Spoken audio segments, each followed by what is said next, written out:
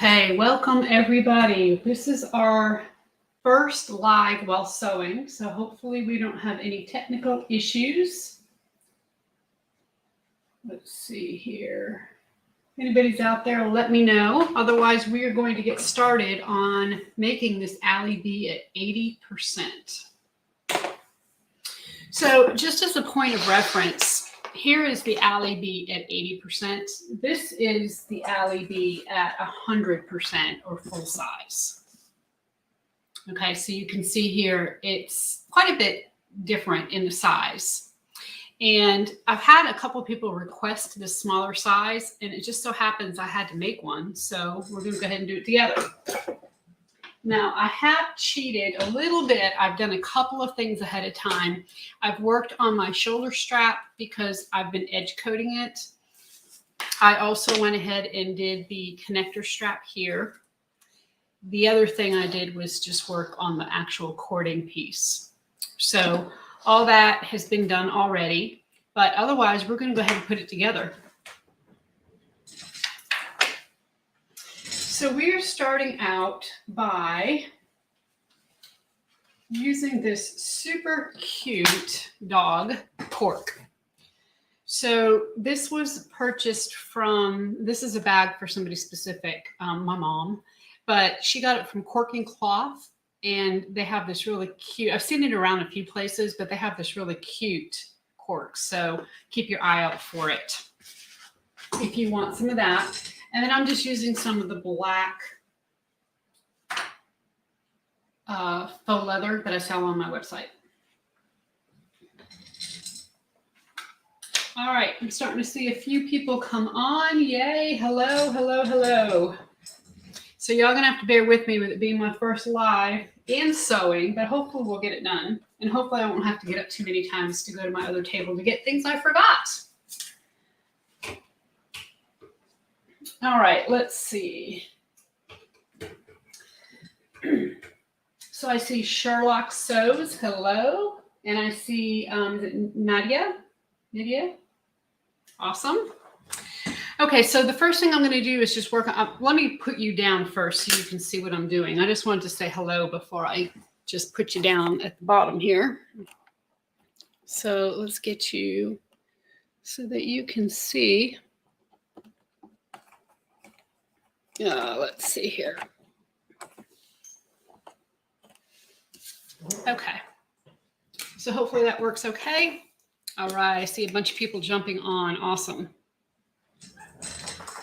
So I am going to get a pen. Hey, Barb. So Barb is one of my fabulous testers, my bag testers, pattern testers. So she has been a great asset to me. I appreciate you hopping on, Barb, Nikki, Elaine, Terry, Asia. All right. Oh, from Sweden. All right. Okay. So what I'm going to do is this is the strap. First of all, if that angle's not okay, let me know, y'all, and I can kind of switch it for you, but I hope that's going to work. So I'm just going to draw a line down the center. This is the actual strap connector that's going to go on the bag. And this is the cording stop or the cording keeper, I guess, if for lack of a better word. We're going to go ahead and push this light over some too. My lighting is terrible, but we're working on that. So I'm going to draw a line down the center of this as well. So let's see. Now the AllyBee at 80% has been posted on the website today. So I know a few of you were asking for that pattern. So if you are looking for those pattern pieces, go ahead and get on the website. Look at the different options though, because the instructions are exactly the same, whether you make the full size or the 80%. So if you already have the pattern, just get the 80% pattern pieces. If you don't have the pattern yet and you just want to make the smaller size, there's also an option on there to buy the full pattern with the 80% pieces. So you have the full pattern with the 80% pieces, the full pattern with the full size pieces, and then just the 80% pieces. So just kind of look, I tried to make sure I notated it really well for y'all so that you could see exactly what was on there. Okay, so we are just folding these straps into each other here. We're going to top stitch these.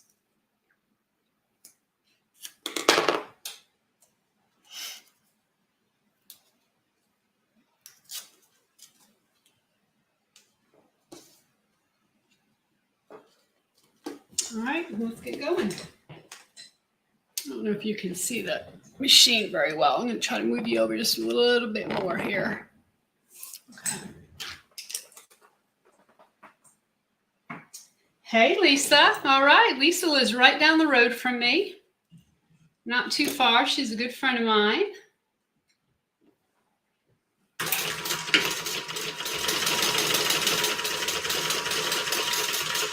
So all I'm doing is top stitching down each end of these connectors.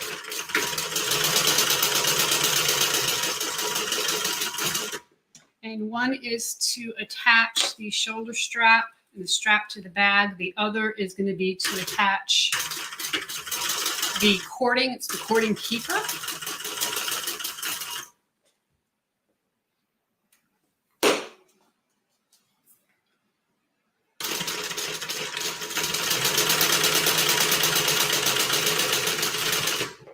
All right.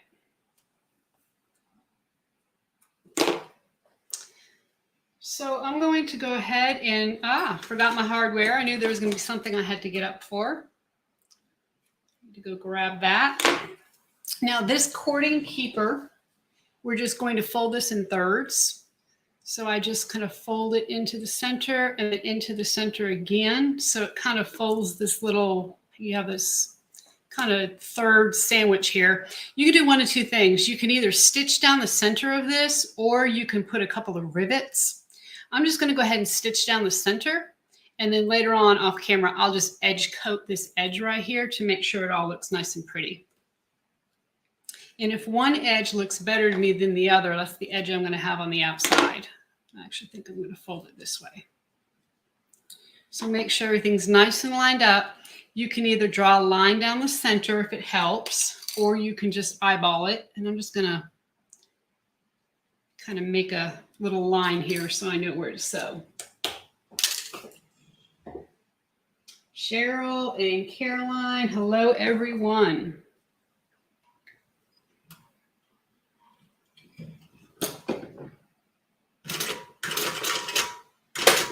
Now when I stitch this, I'm going to stitch just in between my top stitch lines.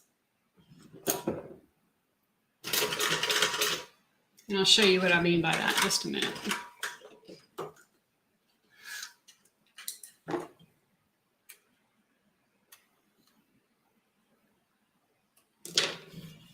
Oh, I know this is black, but basically I have got a top stitch line up here, and I have my top stitch line here where I actually top stitch this together.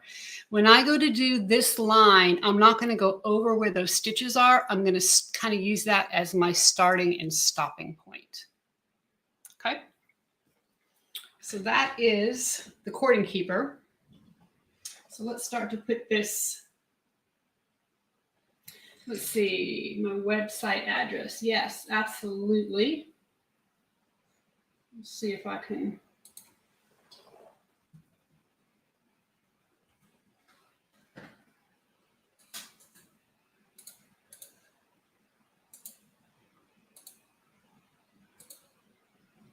Okay, that website address should be coming your way.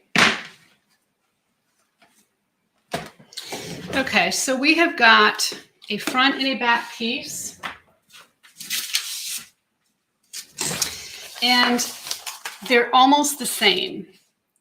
So just double check to make sure you have the right piece before you start sewing. And this is the right piece. Now, and I've done a video on the AllyBee before, but I'm just going to kind of take some time to go over some of these steps again. There is a grommet placement on each of these pattern pieces that you actually have to punch a grommet in. So I'm just going to go ahead and mark those so that when I go to put my grommets in, it's going to be a lot easier to find that spot, and I'm not going to have to be measuring from the top of the bag to determine where that is. So you see here in silver, you can see that I've got a couple of little circles there. So that's my front. The back top also has some grommet pieces, or grommets that are going to be attached. So let's go ahead and add those in.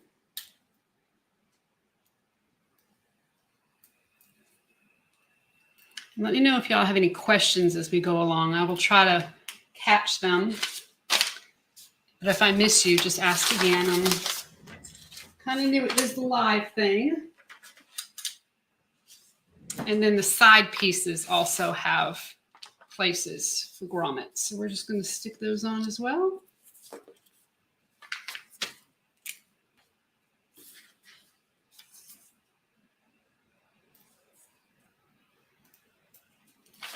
Okay, so there's one side piece and the second.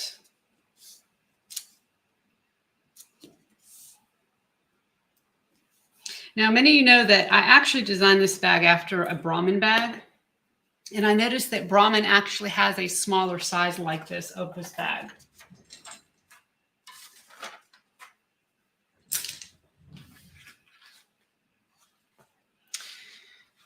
Okay, so this is my back.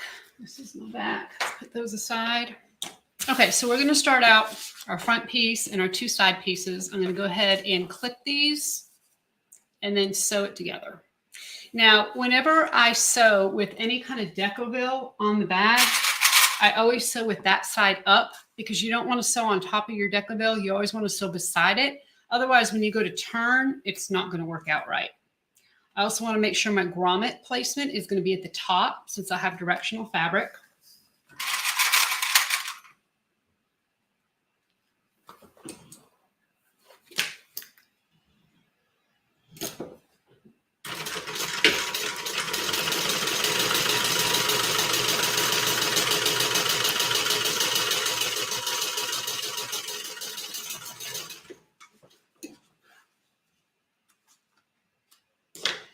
Okay, so see here how I just sewed beside the decoville. Don't ever sew on top.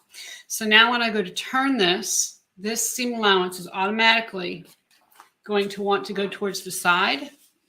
And we're just going to go ahead and let it do that and top stitch right down the side of this. And of course, when we top stitch, we're going to do that at 1/8 of an inch.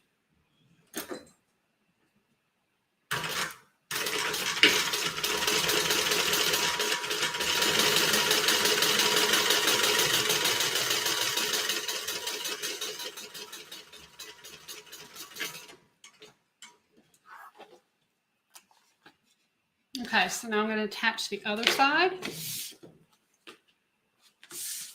Again, sew from the side with the decoville.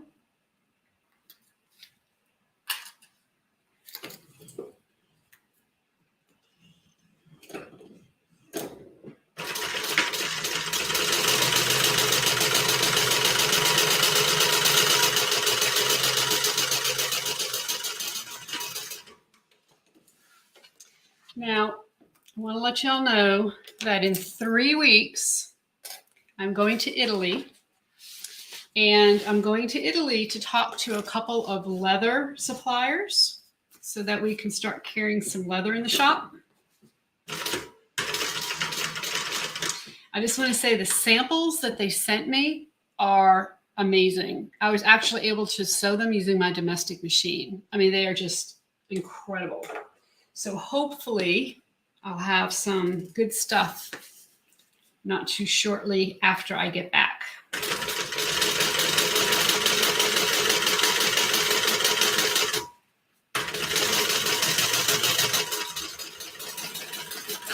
It just so happens that the warehouse I'm talking to, they have what they call dead stock.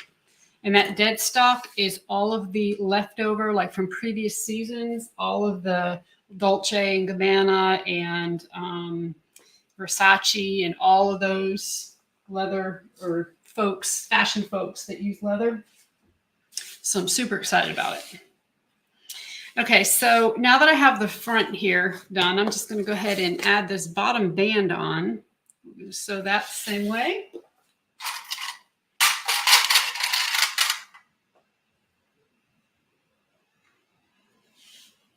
All right, Elaine, yes. I know that the bag is a little bigger. I actually carry an AllyBee myself. That's my everyday bag. But I'm kind of a tote bag girl. I know y'all have heard me say that before. I really like larger bags. And as I mentioned, this one's from my mom. She wanted a smaller one, smaller version. So I think that'll work out for a lot of people. So again, don't sew on top of the Decoville.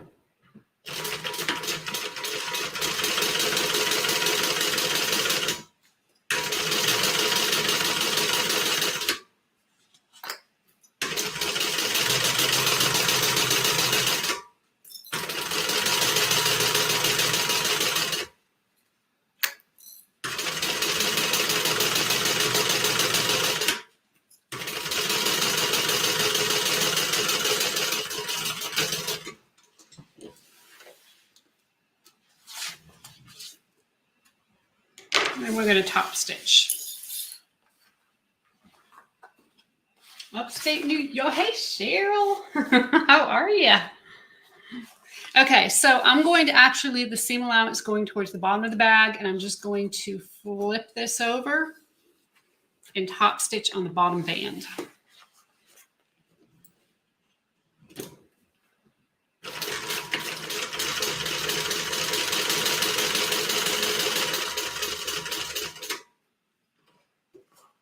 So Cheryl is in upstate New York. I'm assuming y'all have a lot of snow.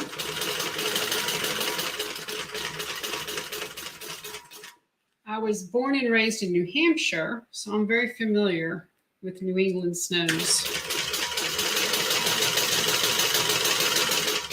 Or New England area, anyway.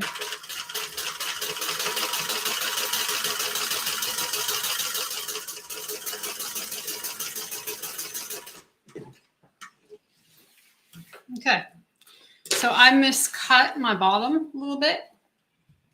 So I'm just gonna cut that off.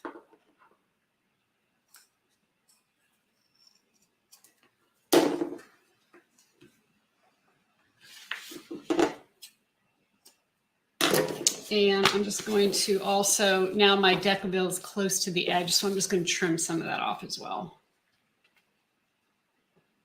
So see, y'all get to see all the little things I do. I try to tell them to you when I make a video, because, I mean, we all do it. Part of it. But now you get to see it in action. Actually, we had rain and thunder today. Ooh, snow on Friday.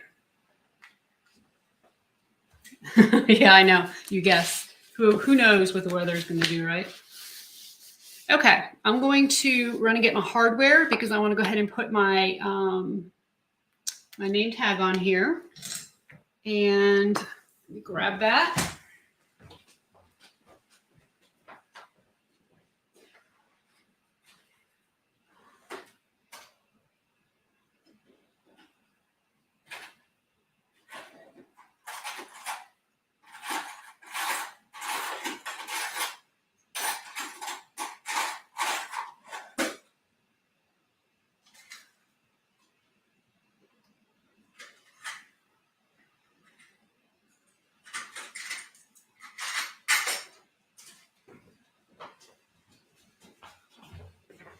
Okay, I'm sorry about that. I really tried to make sure I had everything before I started.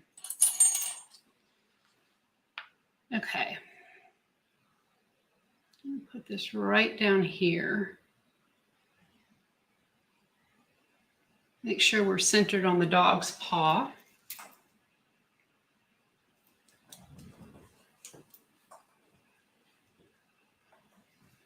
Ruler somewhere. There we go.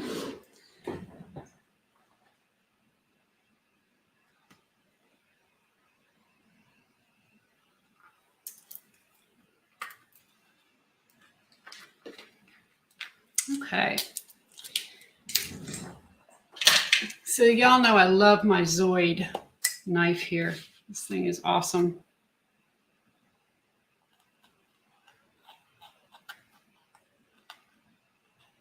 I know a lot of you have it because you've got it from me.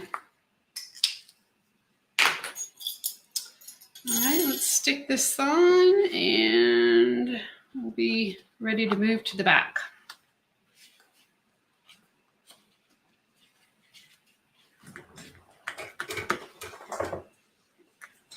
Just put some double-sided tape on the back of this just to kind of hold it in place and protect the lining when we get there. All right.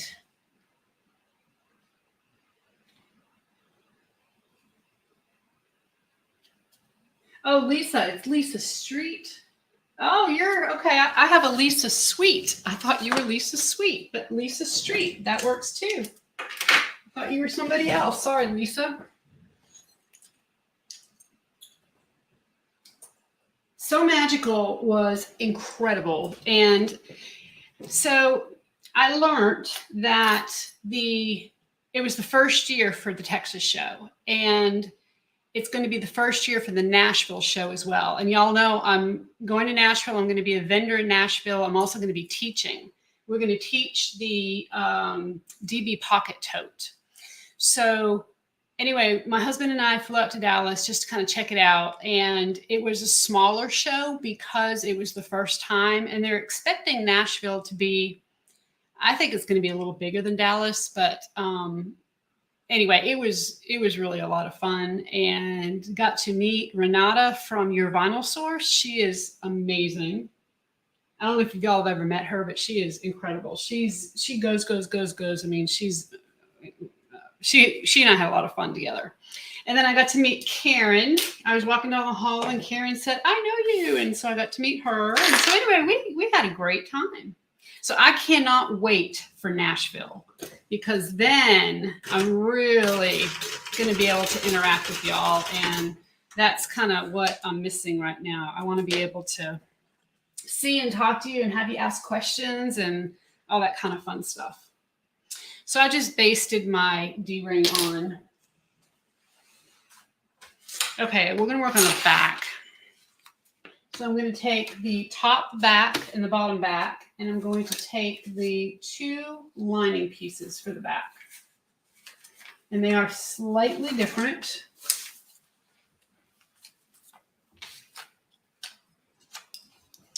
So we're going to put right sides together. Let's see. Yes, that's right. Now the back, the decoupage doesn't go all the way up to the top. And the reason why is because I do not like to have lining peeking through on the front of the bag.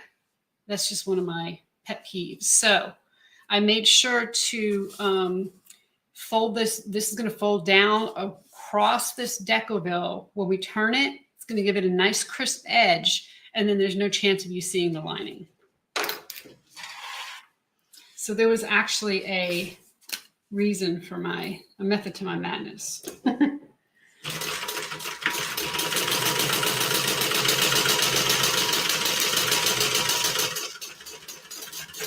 So we're still going to use the 1/2 inch seam allowance.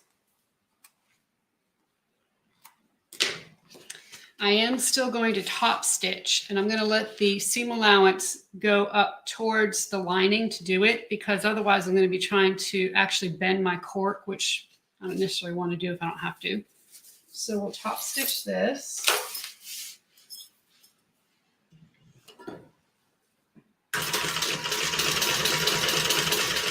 You know, one of the most amazing things about So Magical too was the Gaylord. Those places are incredible.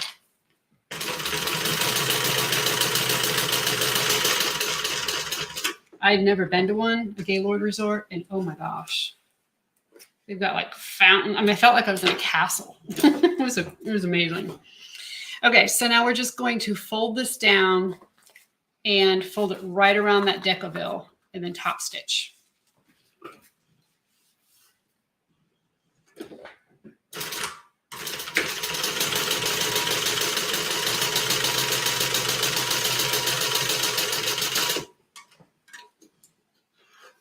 So if y'all can make it to Tennessee, I would love to meet you, all of you. All right, so we're going to put, now I already have my marks here for my grommet, so I'm going to make sure I put the lining on the bottom of this. And we're going to stitch. Since I have Decaville on this side, I'm going to stitch it from this side because I don't want to stitch on top of that.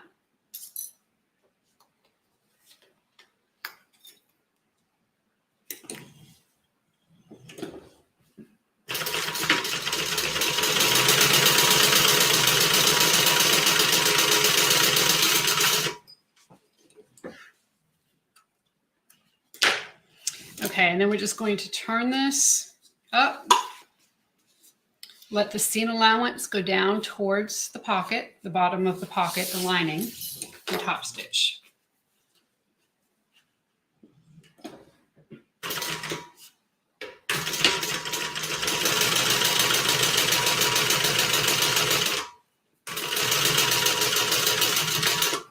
So how do y'all like the Compton? Have you checked it out yet?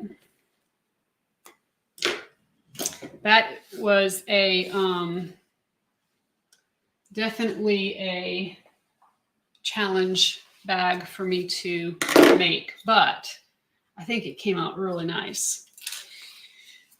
Okay, so you see sometimes you have little extras on your pocket. See how this is sticking out a little bit? I'm just going to trim that off.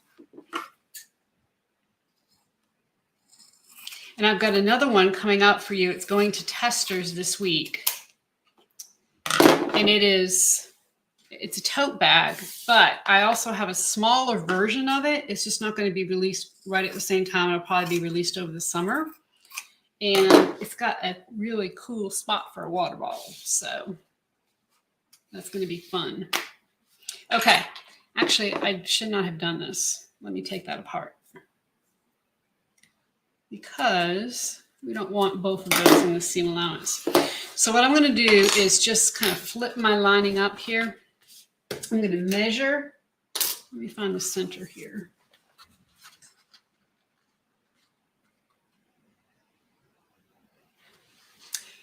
Yes, Barb was one of the testers on that Compton. It is super roomy. It's really a thin bag, but it ends up being really big. Halfway through the video, really excited to make the Compton. Yay. I think it's going to be a good one. Okay, so I'm going to measure up. It's about 3/4 of an inch here. I'm going to put the bottom of this strap adjuster on that line and just go ahead and stitch that.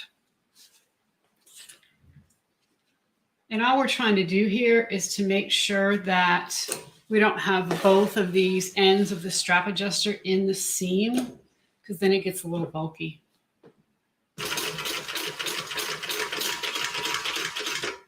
And just make sure when you stitch that, you don't overstitch onto the back of the bag. You won't even notice that that's there.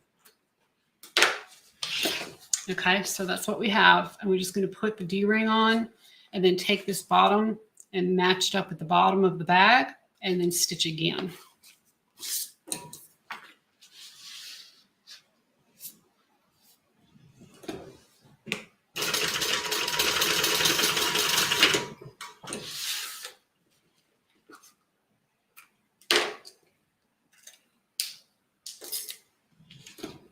Okay, so from here, I'm going to put a rivet.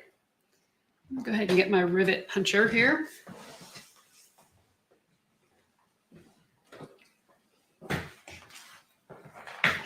And I'm really bad at eyeball. I'm good at eyeballing it, but I'm bad at eyeballing and punching at the same time. So I always like to make a little dot. And it needs to be about a 1/2 inch down from the top. Okay, let me go ahead and just, and you're not going through your lining here, you're just going through the back of the bag.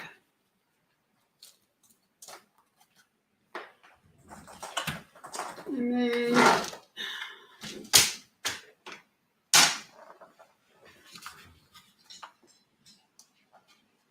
put a rivet.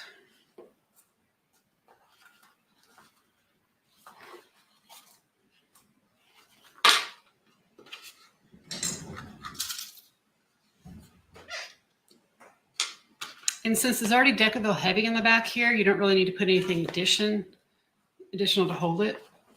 It should be just fine the way it is. Go ahead and press that in. It should be good to go.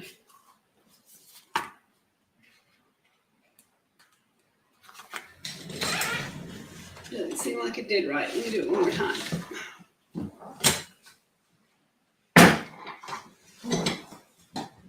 All right. So now we're going to go ahead and flip your lining back, and we're going to clip this in place. You're going to line the bottom edges.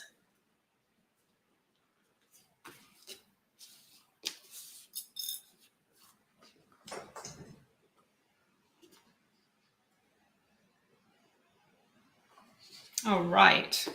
Lane said she is learning something now. Awesome. Okay, so I'm just going to baste around this pocket, make sure that everything stays in place.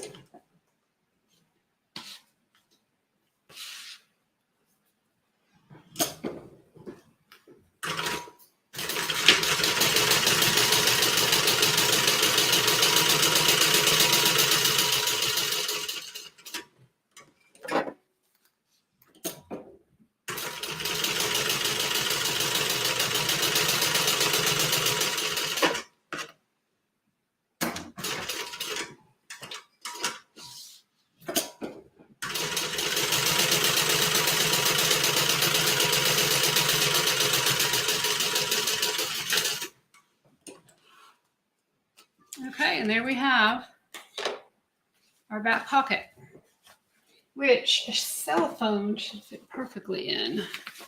There you go. And it goes in there nice and deep. And I have a pretty small cell phone, so you could really fit a pretty, a larger cell phone in here. You're gonna have plenty of room. All right, let's sew the front to the back. So we're just going to line up the sides here.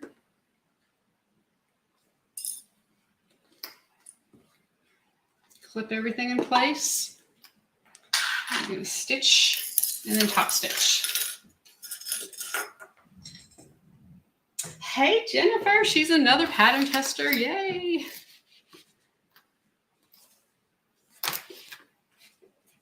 I'm just going to tell y'all, my pattern testers go through a lot with me.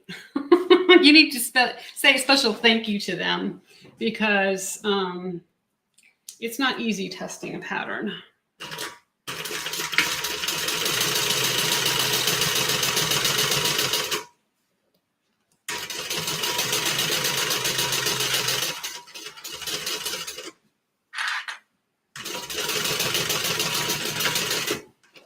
All right, before I top stitch,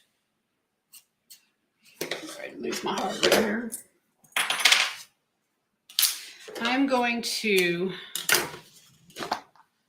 cut out a little bit of this bulk right here. Okay, so this is the actual seam where we stitched the bottom banding here onto the front and sides. And I just don't want to have any additional bulk if I don't need it. So I'm just going to kind of stick my scissors in and clip that off right there. Okay. So now when I open this, again, the seam allowance is going to want to stay towards the side because that's the side with no Decaville. That's the side with no stabilizer at all. And that's where we want it. So I'm just going to go ahead and top stitch. Now, if you have a walking foot machine, I'm going to tell you, you are going to end up having a problem with your walking foot chewing up your vinyl right here or your leather. So make sure you are prepared with a spare piece. And you can see this leather's been through the ringer because I use it a lot. It'll be a very sad day if you do that and it messes up your project. So just be prepared. Usually when there's a lot of bulk like that somewhere, it can happen. So let's start at the top here.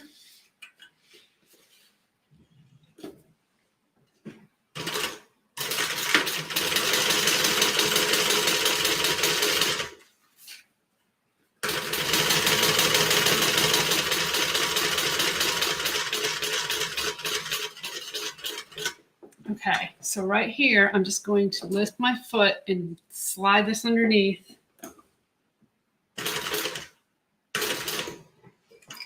And then slide it a little further.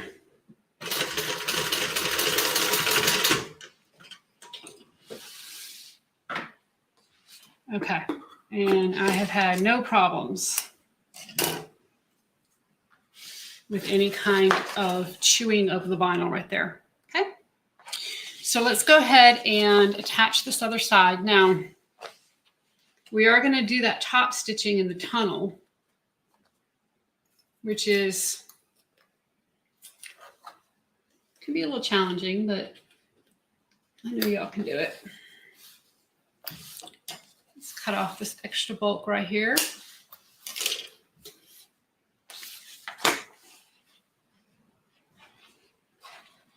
All right, here we go.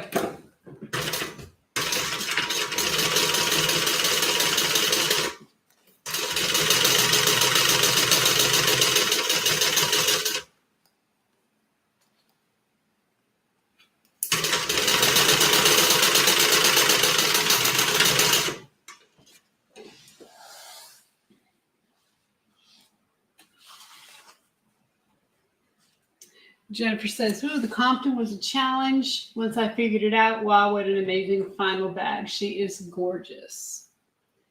Thank you. Yes, the Compton was a little bit of a challenge to test. I will say, I admit that. A lot goes on behind the scenes in making patterns, y'all, and it's fun. I mean, I enjoy it, but yeah, sometimes the testers have a little fun. Okay, so now we have our tunnel here that we need to top stitch. We're going to top stitch this seam right here. Now, sometimes what happens, and what I may end up doing, is you top stitch down as far as you can, then you stop and you come in from the other side and finish. So we'll see how this goes and see if I can get all of this in. Oh, Kathleen, I did miss you at SME. She says, I'm sorry I missed you at SME. I am too. I really was looking forward to meeting as many people as I could.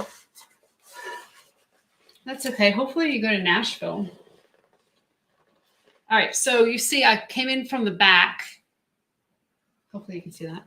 And just, I'm kind of very carefully scooching up until I get to the top here. And I can start top stitching. This is when I need a GoPro on my head.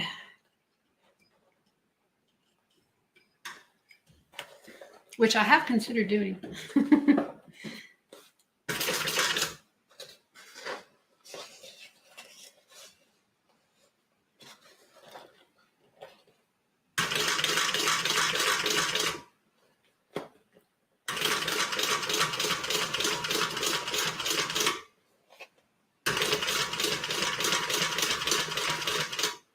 The reason why I like to go in there backwards is because as you do this and you get closer to the edge, it gets easier. And then we have our spot right here where I want to use my little extra piece of leather. Make sure I don't have any problems.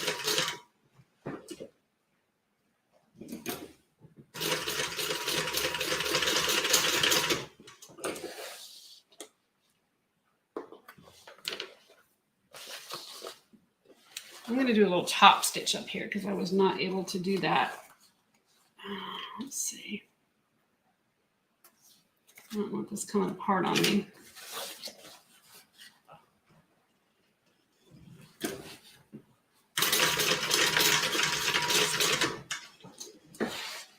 Okay. So now we're just going to find the centers and attach the bottom.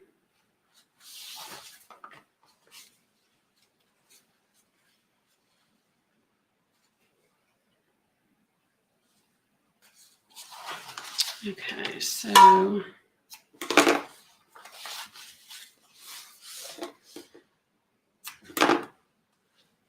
and I know where my front center is because that's where I put my name tag, and I know where the back center is because that's where I put the actual hook here.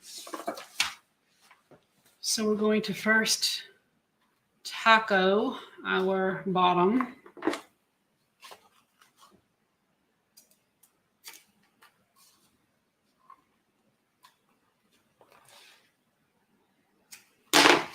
And we will hot dog it.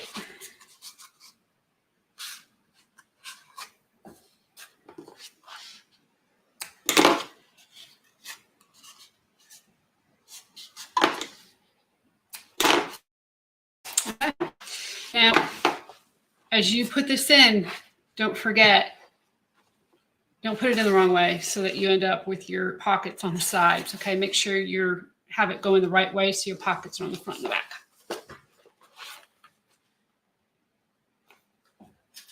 And it's a little easier with this pattern. Some of the other patterns, like the DB pocket tote, it's easy to put that one in wrong.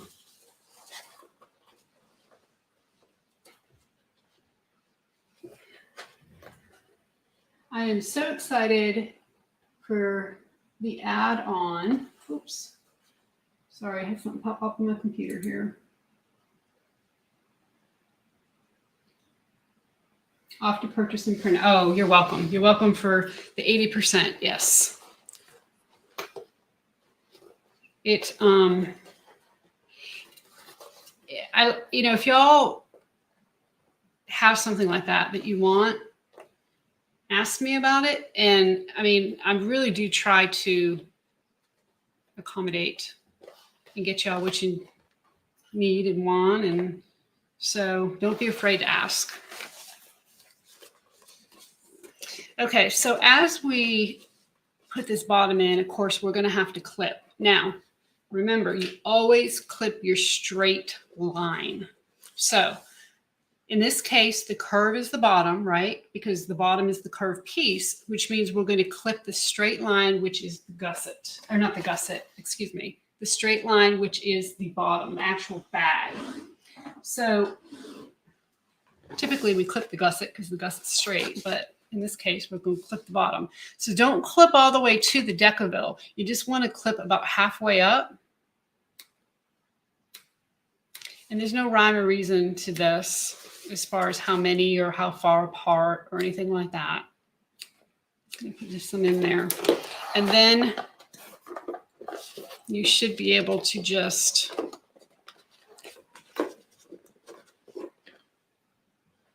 go ahead and pull it right out, and it should fit.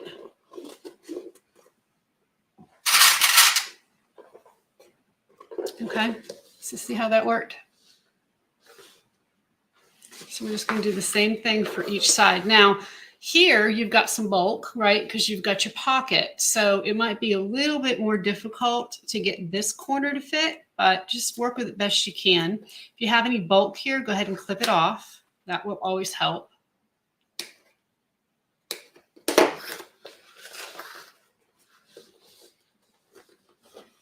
And I'm just going to pull it out and clip it on.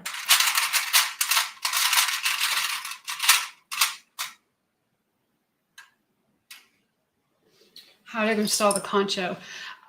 Diane's asking me if I'll be showing how to install the concho. I have to put the grommets on first. That's what I have found I like to do better, is I actually put the grommets in, and then I go back and install the concho through the lining, actually. So all you see is a tiny little screw on the back side of the lining. I like to put some glue in that to make sure it doesn't come off. And I feel like, I mean, unless there's some reason why you don't want to see that on the back side, I would say go ahead and do it that way instead of trying to install it ahead of time, because, and I know that's how I've written the pattern, is to go ahead and do it that way. And I am trying to, when I write the patterns, try to make sure that I do it as proper as possible. But, once you actually add the concho on, you sew it, and then you try to put the holes in, it makes it a little more difficult. So does that make sense? Does that make sense, Diane, is what I'm saying there? To actually put that in last. If not, let me know and I'll try to explain it another way.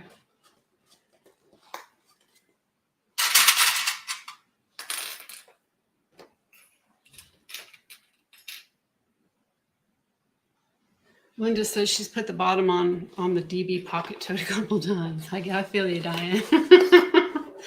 I know. We've all been there.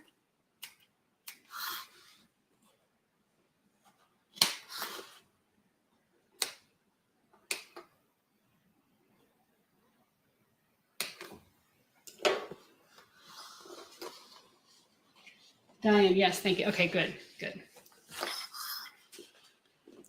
See, this is why I want to do lives, is because I want you to be able to ask questions, and hopefully I can answer them for you and make all of this a little easier.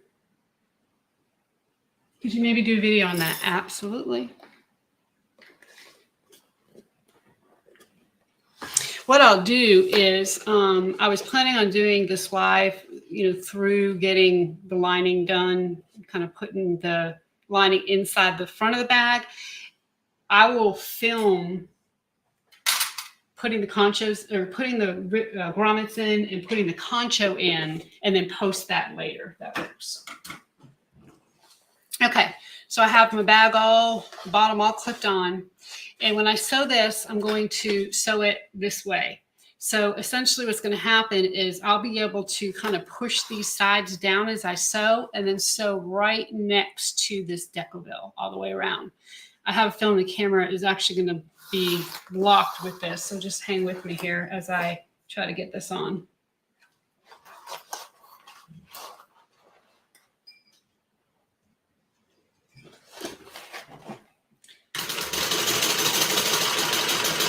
This is why I like doing the dual camera sometimes, so that you can see it a little bit better, because I know this is hard. So all I do is I go around the bag, is I just, around these corners, kind of shift and pull and twist and do whatever I need to get it all laying flat.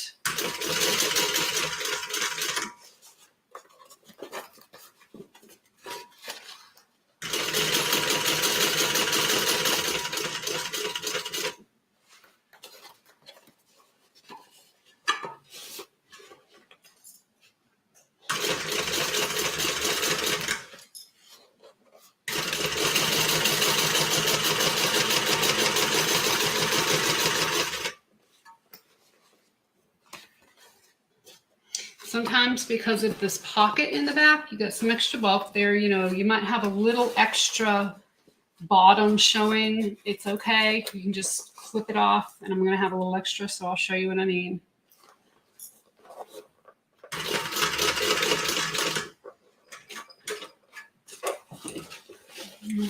Stop and adjust.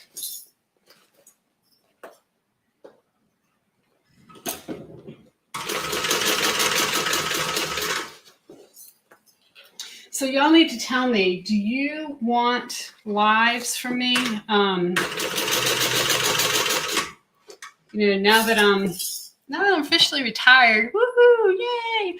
I get to do this more. So you tell me what you want, and I will do my best to accommodate. If you want more lives, I can certainly do that.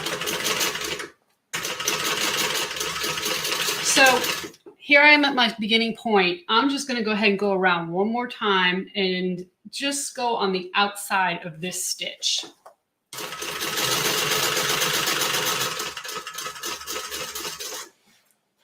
Just to kind of give it a little extra support.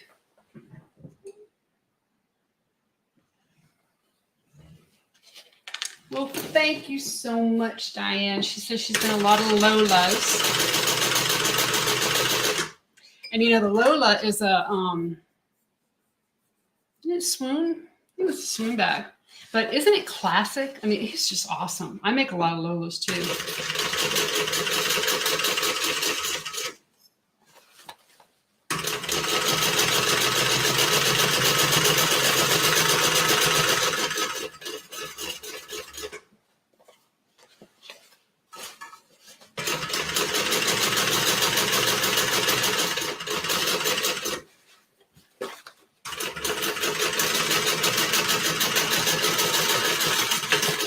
Okay. So what I mean by having a little extra is you see here how you've got a little bit of extra right there. And that's just, you know, this is the back. This is where the pocket is. You know, sometimes some corners fit a little bit better than others. Like that one fit really well. This one, I didn't pull quite as tight. I don't worry about it. Don't take it apart. Just go ahead and trim it off. Then we good to go because we want to trim this anyway.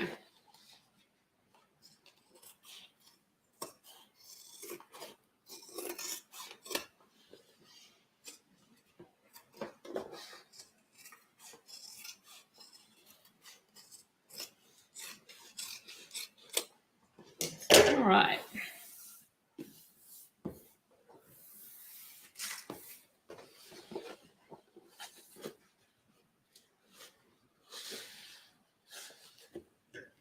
Trim a little bit more right here.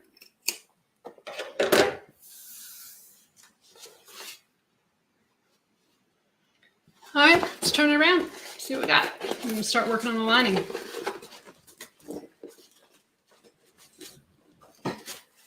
I love lives, but I also love your instructional videos. I have great success with the Lola plus the Roseanne and the DB Pocket Tote.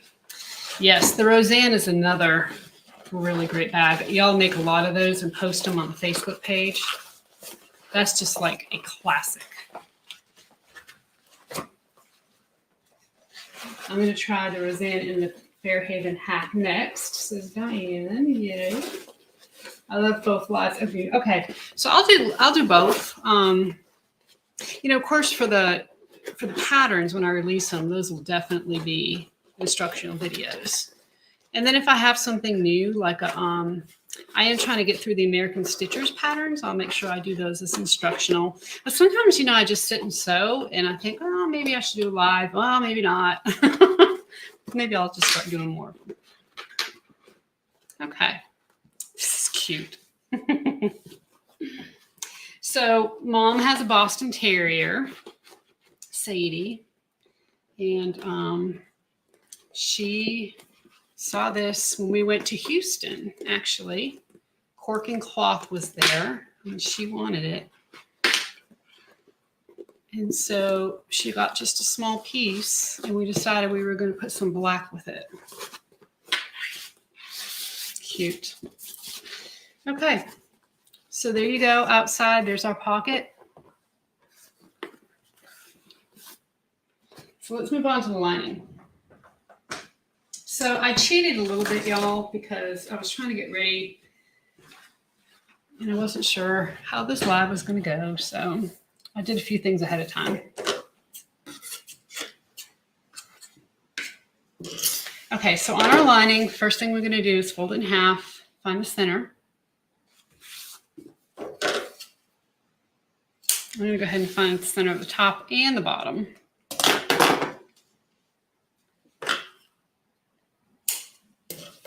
And then we're going to fold just this side in half to our center mark.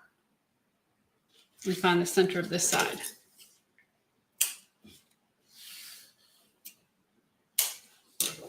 And then we're going to do the same thing over here.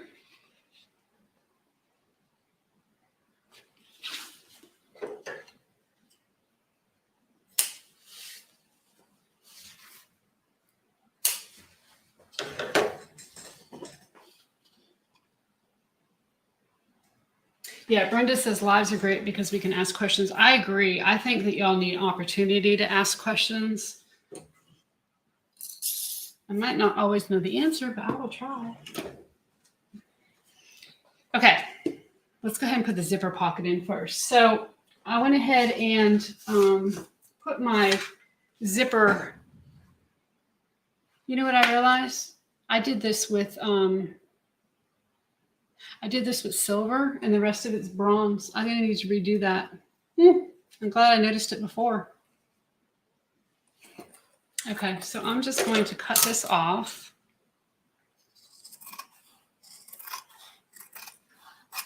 I'm just going to reuse these pocket pieces.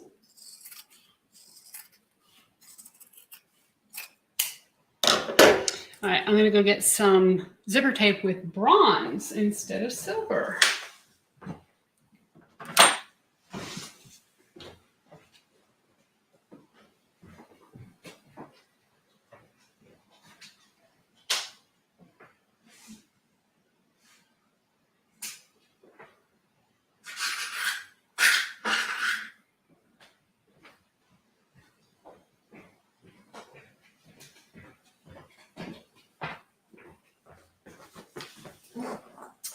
That would have been a disaster.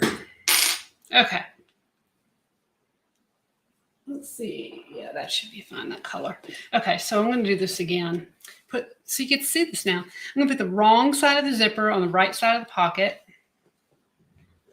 Stitch that on.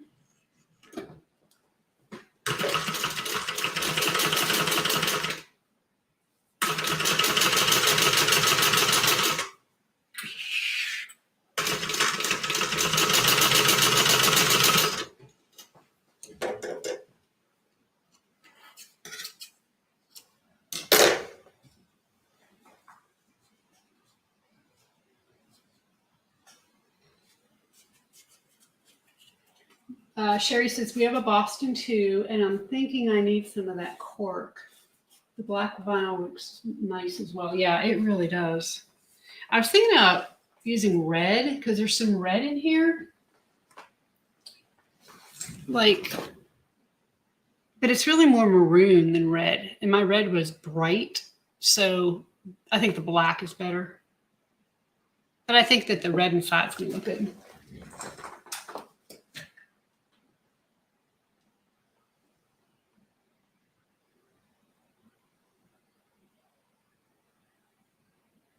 Yeah, if you don't have a Boston, if you have a different kind of bag, your dog might get offended, right?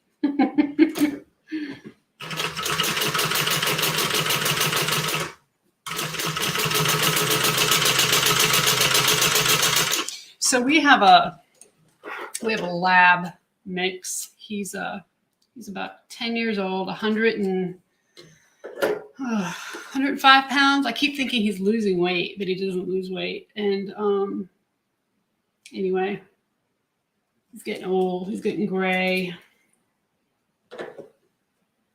It's sad to see him get older.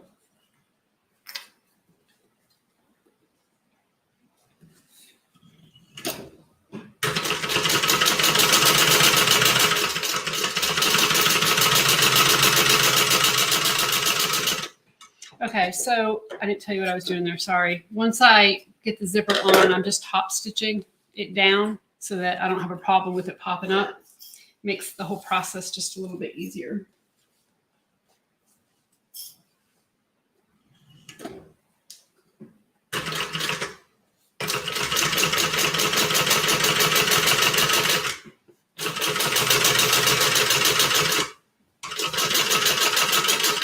Okay.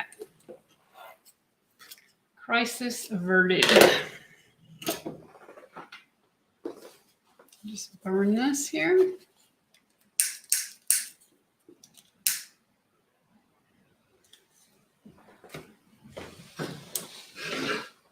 As many lighters as I go through, people at the store probably think I'm a heavy smoker. No, I'm just a sewer. Okay, so I love my little fork here that my husband made me. I've tried some of the pre-bought little things that you can do, but I'll tell you what, nothing works like my fork.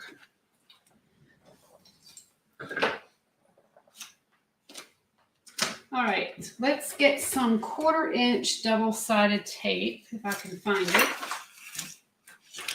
which I don't see it right here. So let's use 1/8 of an inch instead, and let's get this zipper in. Well, actually, first we got to put this on.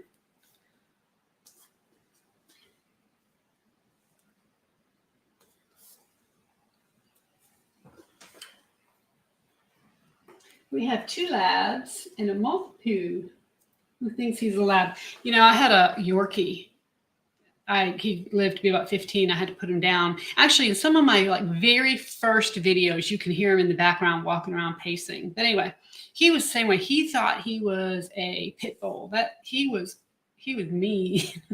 He was my heart, but gosh, he would.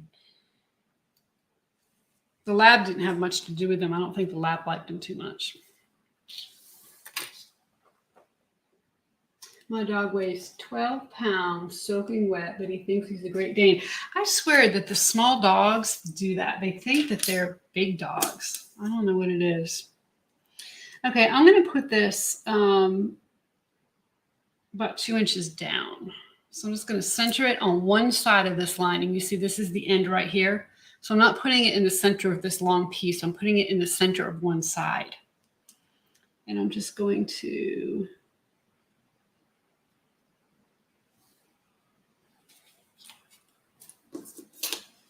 stick that on.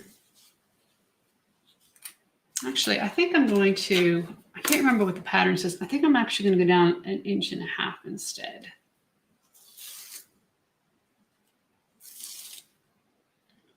Double-sided tape sticking to the wrong thing here. There we go. Okay, 1.5 inches. Let's do that. And I usually just kind of squeeze this to find the center. Right about there.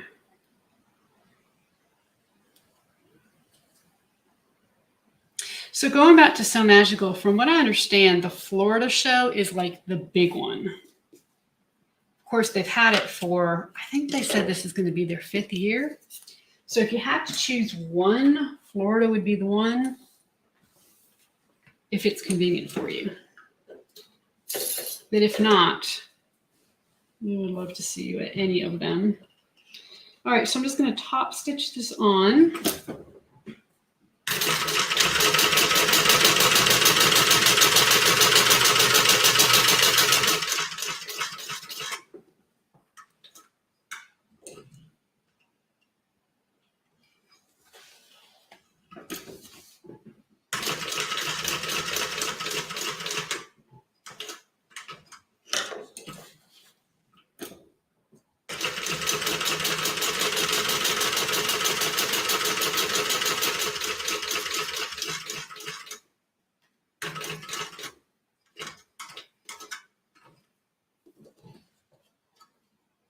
Pull this thread through to the back.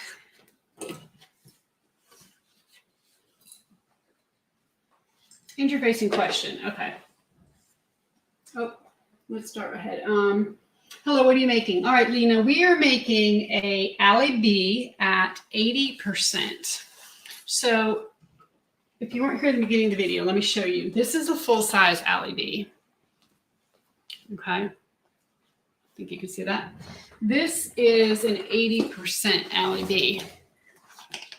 So you see the difference. It's a pretty big difference. So a lot of people have expressed interest in, hey, I really love the AllyBee, but it's a little bit too big for me. Can you do it in a smaller size? And that's where we came up with this 80% size. 80% size is still, I mean, it's really a cute little size. It's still fit a wallet in it. You can fit your cell phone here in the back. No problem. I have an iPhone. And it fits in there, no problem. So I put the pattern pieces for the 80% on the website today. And I will link that in the video after it's over. You know, when we're done, I'll go ahead and make sure everything's linked. But you can go to the website, simplyclassic.net, and get the 80%. There's 80% just the pattern pieces, because if you already have the pattern, don't rebuy the pattern. Just buy the pattern pieces at the 80%. However, if you don't have the pattern at all and you don't want this bigger size, then just buy, there is one on there, 80% with the full pattern. And you'll see it's a little bit more. You'll see the difference. So that's what we're making. Thank you, Lena. Beautiful. Can you show a close-up of your zipper fork? Sure. Now, this is nothing fancy, y'all. So we did a 1x4, And I had this old fork. I mean, this isn't one of my good forks, right? This is something you go to Goodwill and get a fork or something. And all he did was he attached 2 screws. You see there at the base? And then we just bent it up. And these 2 prongs were getting in the way, so I had to just bend them back with some pliers. And it works perfect for either number 3 or number 5 zippers. I mean, it's really... it works well. The only thing is that when you go, if you're going to do this, when you go to screw these on, it gets hot really fast because this is metal. The screws are metal. So just be careful. You have to pre-drill the holes in the fork. So use a vice grip and to hold it when you do it so you don't burn or hurt yourself. But that's our little handmade zipper pull that works fantastic. All right, Brenda, interfacing question. When I made the full-size pattern, the deckable light on the front and back panels seemed to collapse in. Any suggestions? I'll tell you what, I use deckable heavy a lot, Brenda. And actually on this bag, I'm using deckable heavy because the cork is a lighter weight. You know, cork isn't usually super thick, so this is deckable heavy. So if you are using a lighter weight vinyl, then I would say definitely go with that. But if you're using something that's thick, you know how sometimes some vinyls are just thicker than others, use the light, but otherwise go with the heavy. Absolutely, good question.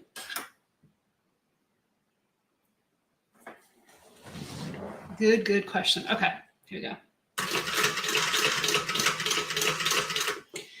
So I'm just gonna start in the same hole I started. And then we'll tie this off.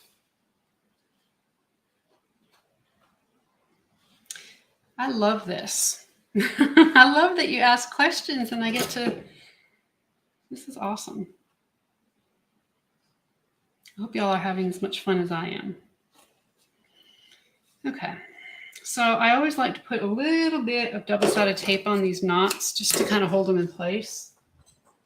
There was a day that I had to take apart something that I had put some double-sided tape on the back of. I can't remember what it was, but I played heck getting that off. So that's why I tend to use it for this kind of stuff. Okay, so we're just going to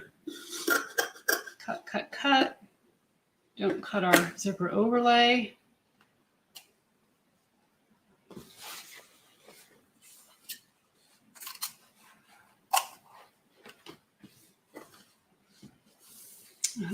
Okay, let's see.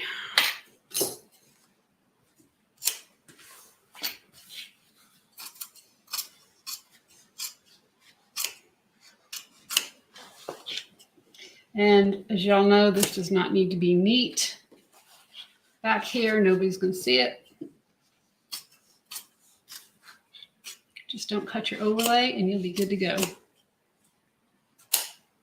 Oh. There you go. And there's the front. All right, so now let's get this zipper in. I usually use 1/4 inch double-sided tape for this, but it's somewhere else right now, not here with me. It's probably on my other table, so I'm just going to use this 1/8 of an inch.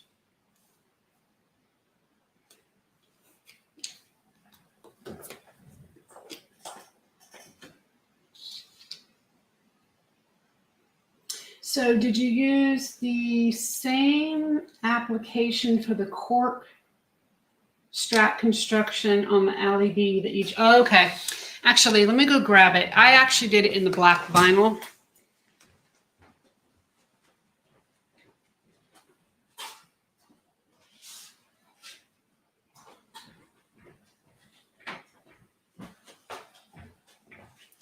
So the edge paint's dry now. I did it out of black, for both pieces. And I'll tell you why. Because if you look on this, like this is cork, right? And yes, I did the same exact method. I went ahead and glued the two pieces together, edge coated.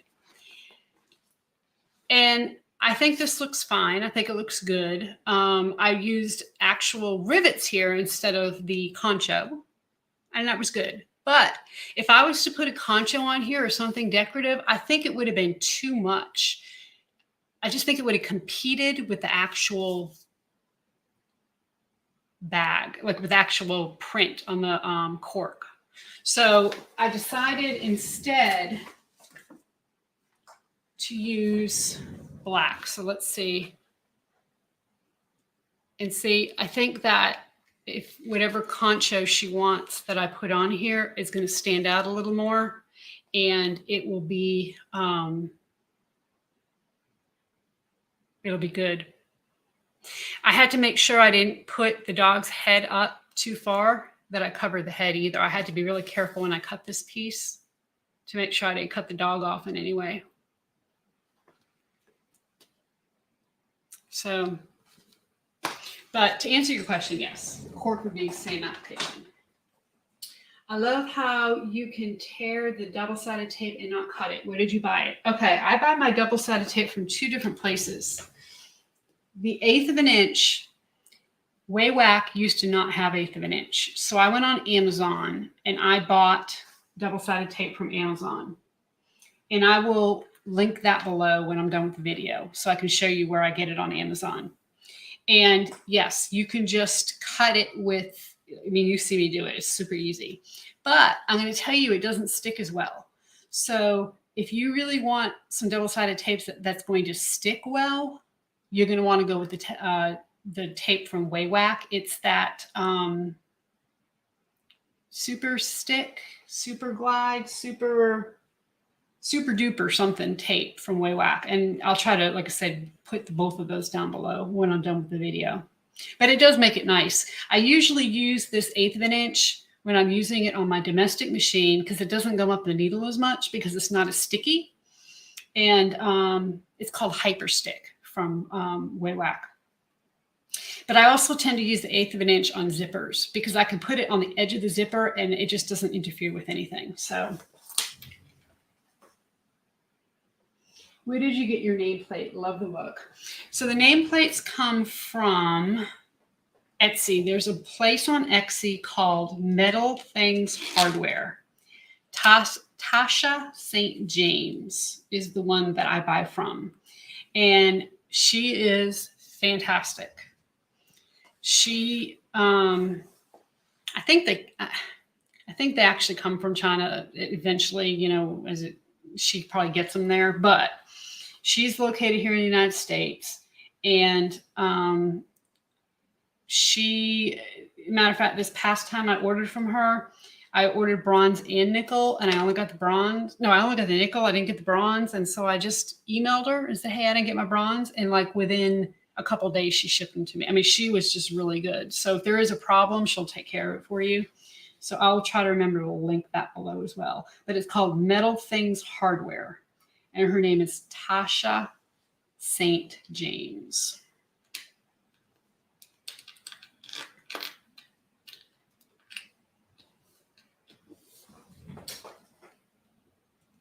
Okay.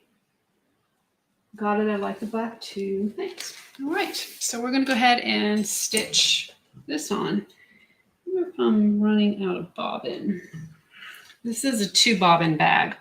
Make sure when you stitch this on, pockets open. Okay. Don't forget about that. Sheila.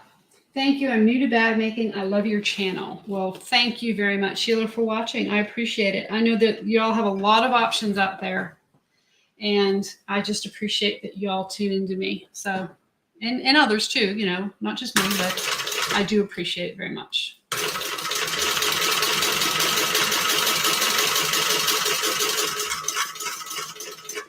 I think that we all have a little bit different style. That's fair to say. And of course, we all have different methods of different ways of doing things. So it's good to watch more than one. And kind of develop your own comfort level as to how you'd like to do things.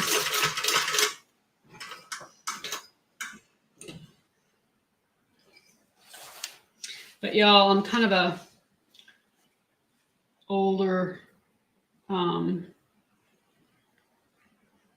want to say I'm an older generation, but you know, I'm not like these young girls that can get on and do all this technology and figure all this stuff out. It takes me a little while, so I'm glad this one's going well. Fingers crossed.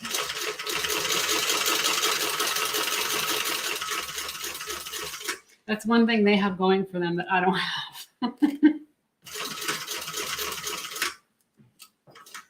Okay, so I'm just going to move my zipper pull out of the way. And then I'm going to do one more stitch here.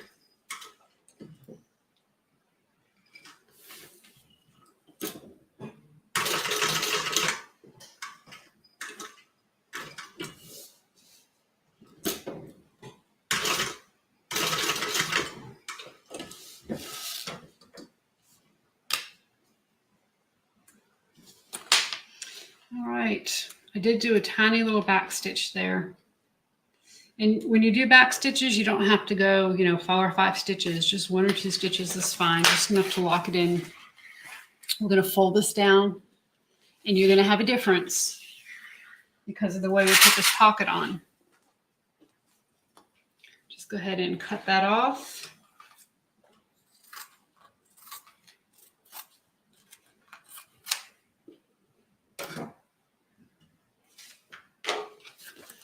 And we're just going to pull this aside here and stitch all around the pocket because we are going to do a drop-in lining on this bag, which that'll probably be part of the video I do afterwards.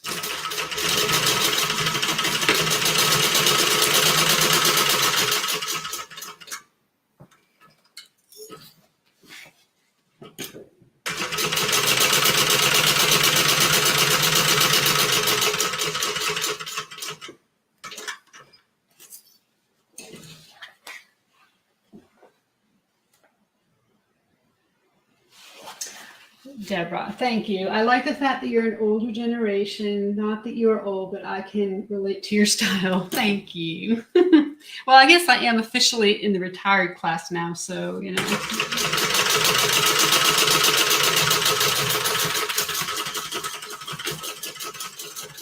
I'm just really excited that I'm finally at a point in my life that I can do what I love, you know, actually work with my passion. I mean, I've been sewing since I was 12 years old. And then I got in high school, took a couple of classes. We actually had sewing in high school, right? And took a few classes, but it wasn't cool. And then I got into college and I was too busy. I couldn't sew. I didn't have time. And I certainly didn't have the money. And then when I graduated from college, I was studying for the CPA exam. I mean, it was just crazy. I didn't have time or money. And then, you know, you get married, you're starting out, and you know how it is. You just don't have the money. It's expensive. Let's face it, right? Bag or just sewing in general is expensive. It doesn't matter what kind of sewing you do. So anyway, I finally got an opportunity to get back into it and just love it. My passion, no doubt. Okay, so there's our zipper pocket. So let's go ahead and put our slip pocket on. And I cheated a little bit. I did put my slip pocket together before because I like to do this on my domestic machine since it's a lining. This big lady here doesn't really like cottons too much. So all I did was I had a piece that I folded in half, sewed up the sides, turned it. And so this is basically a fold here, and this is a raw edge. So we're going to put our zipper top on, our accent piece. I say zipper top, sorry. And again, I would typically use 1/4 inch. I don't know, my 1/4 inch. I don't know where it is. It's probably right in front of my face.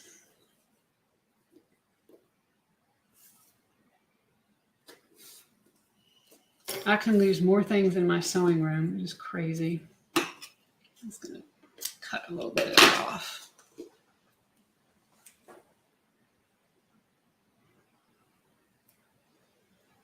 I love doing the drop-in lining, even though I don't have a post machine. Debbie Morris, yes. You have to top stitch the bag anyway, right? Usually. So a lot of times it's just as easy to just do it one time, I think. And of course, I do have a cylinder arm machine, so it does make it easier for me. And I get that sometimes it's not easy on a flatbed. That's the reason why I've got my cylinder arm machine. And I will say that, I don't know if some of you have seen, but I am in the process of renovating a shop here on my property where I can have some live workshops. And when I buy my machines for the shop, they're going to be all cylinder arms. That's all we're using. So,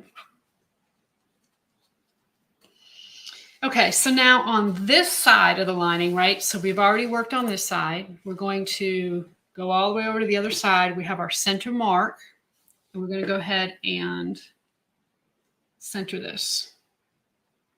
I'm going to put it 1.5 inches down. And we're going to sew this on.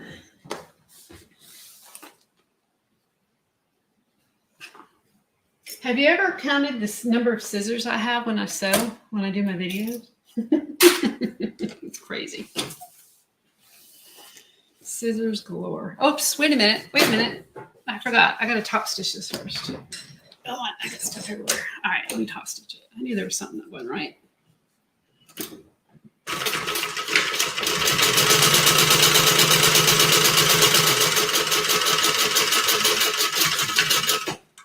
Okay.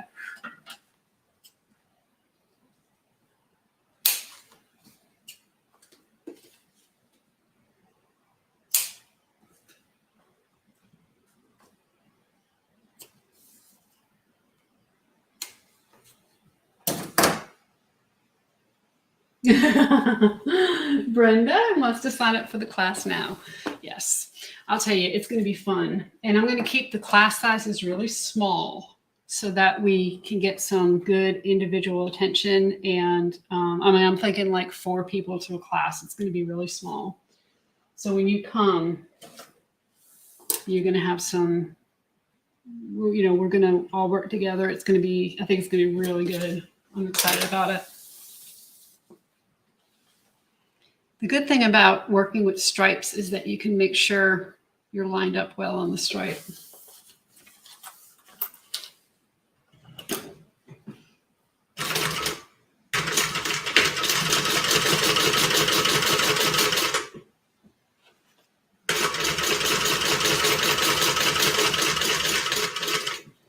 Okay, so I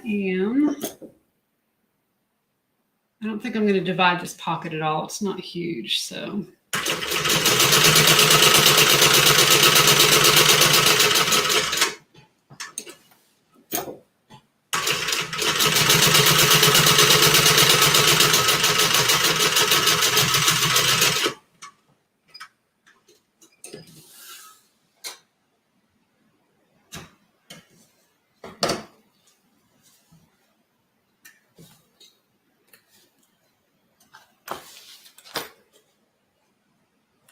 Okay, so there's our pocket. I am going to put some rivets in the corner. I always feel like pockets are kind of a point of stress, right? Because we're getting in and out of the pockets pretty regular. So I like to add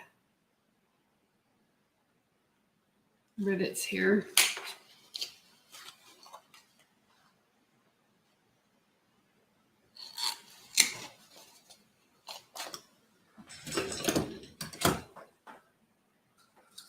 Lisa says, I'm glad you decided to share your knowledge. If not for watching YouTube videos, I would not have learned how to upholster furniture, one of my passions. So thank you for all YouTubers who teach. You are very welcome. And, I learned a lot that way too. I still do. I watch some of the videos too. And because again, everybody's got different ways of doing things. And Can you, I mean, the days before YouTube, you remember those days? I mean, it doesn't sound like it was that long ago, right? But wow. We used to have to go to the library, open the little card catalog thingy, go find the book, read the book.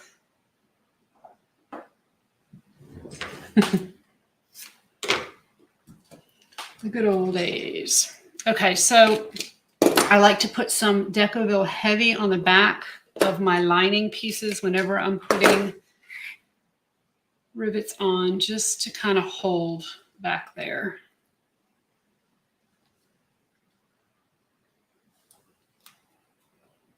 Okay, and I have my press right here, so let me press those in.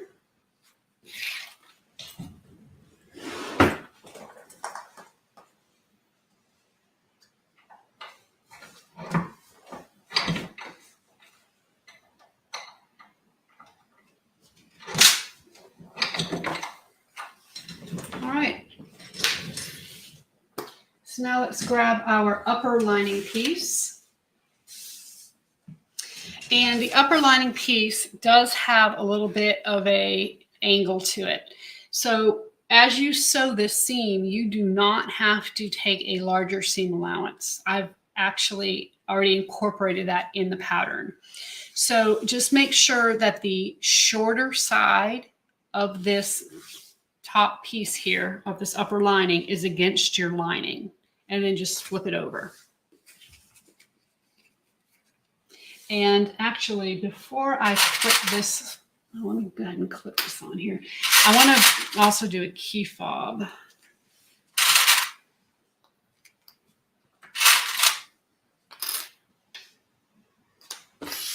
So I have my little key fob piece here somewhere. Let me find it.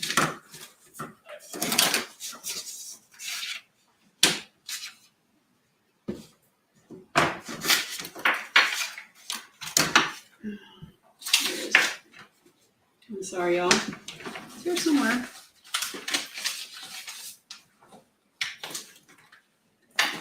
Well, I know I cut it. I don't know where I put it, though. All right, let me go cut another one real quick.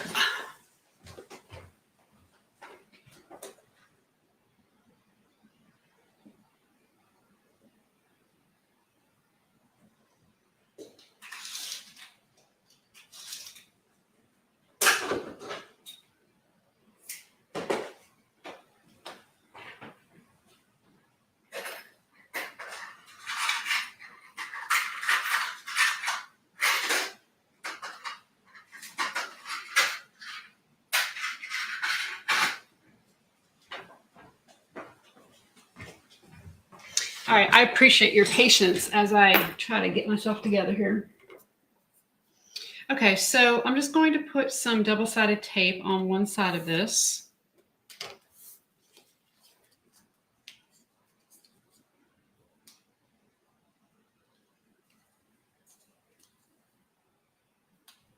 See, this is what I mean about this tape not sticking as well.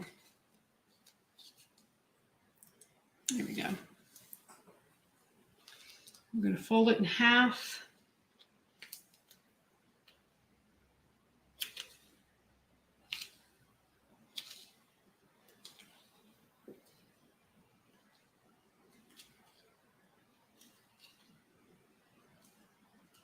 All right, and then stitch down.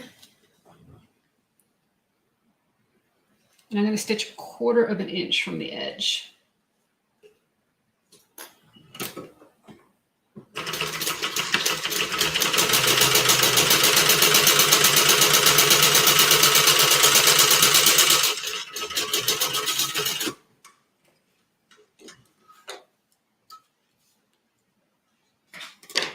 Now I'm just going to go to my table, use my rotary cutter and my ruler, and just cut off about, reduce the seam allowance to about 1/8 of an inch so that this edge is nice and flat. You can edge cut it if you want. I usually don't worry too much about it because it's on the inside of the bag. It's a key fob. It's not like it's the shoulder strap or anything, but you certainly can. So let me go over here and run over here real quick and block this off.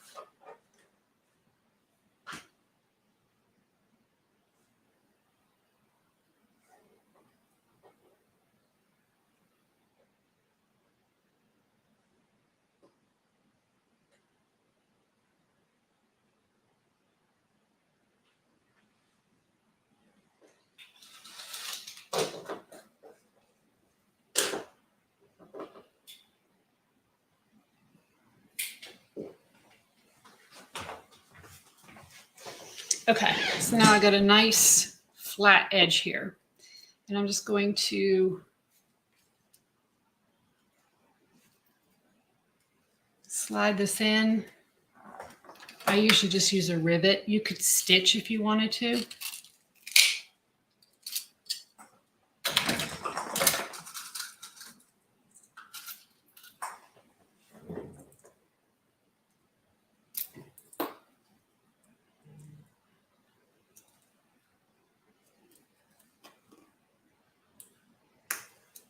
Okay, we'll press that in.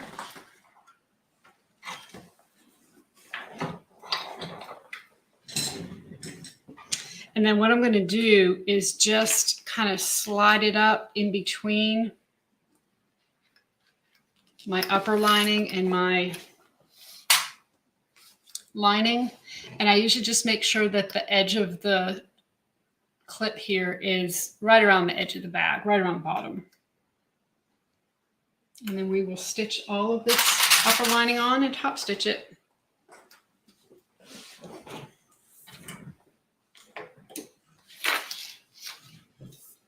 Let me check my bobbin. I have a feeling I'm about out.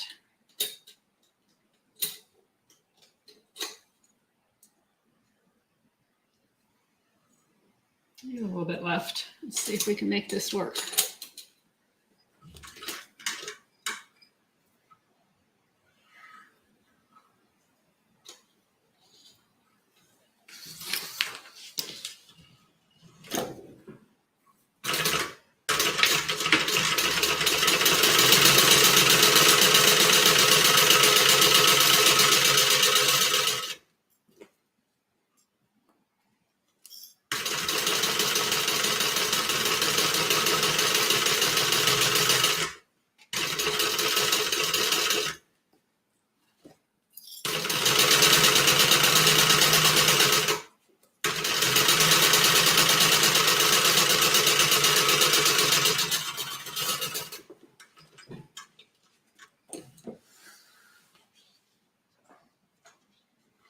I have, so Brenda's asking which cylinder arm machine I have. I have a Texo 2750, and I'm probably going to be ordering from Texo for the shop as well.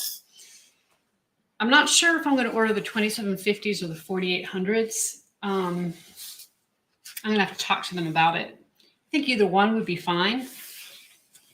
The reason why I ordered from Texo, actually there was a couple reasons, but one of them was because they had great videos online about how to get the machine set up once you get it, and some help videos where none of the other manufacturers that I saw really had that. And then it came with a flatbed table, a laser light, a automatic edge guide. It has a needle down position. Seems like there's something else, but basically it came with all those add-ons.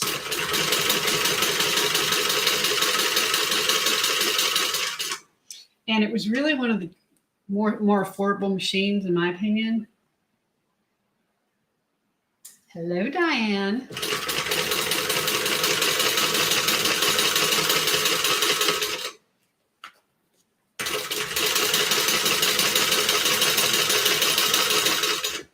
I know a lot of people have bought them because I've seen them on some of the Facebook pages. So I think, I think they're pretty good deals. They used to be out of Canada, and I noticed that I talked to them the other day. They have an office in Reno, Nevada now. Does anybody watching live in Reno or somewhere around Reno? Do you know anything about that? Because I guess they decided to, I don't know if they moved or if they just expanded to the United States.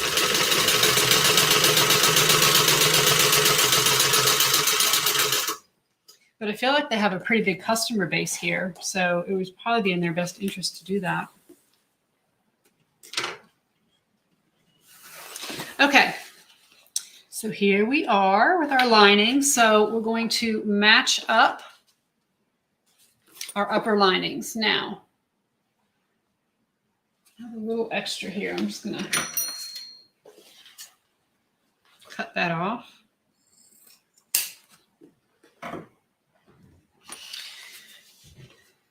Now, I've told you all this before, and I think it's really important that these upper linings need to match. I mean, that's going to really be, it's going to be noticeable if they don't, right?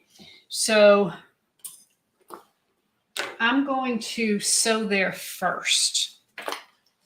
Hold on a minute. I'm going to, sometimes if you have little edges that overlap or run over, just cut them off. That's what I do. Just cut them off. Usually doesn't affect the way the bag fits. It'll be all right. Okay. So, so I'm going to start there because I want to make sure that that matches up exactly right. Now, when I say start there, I mean even sew there. So I'll clip all of this. But when I come over here to sew, I'm going to stick my needle in right at that point. So now, even if I take the clip off, that's not going to move. That's not going to shift. Those two pieces are going to stay exactly where they need to be. I'm going to go backwards up to the top, and then I'm going to turn and come down.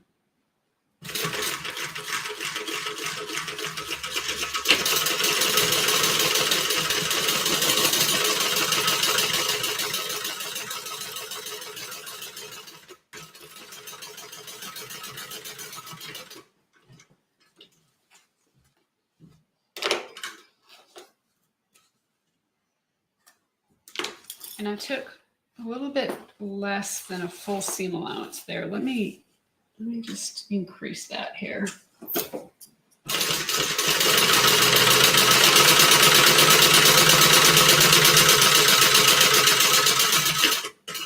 we go. Okay, so now when we open this up,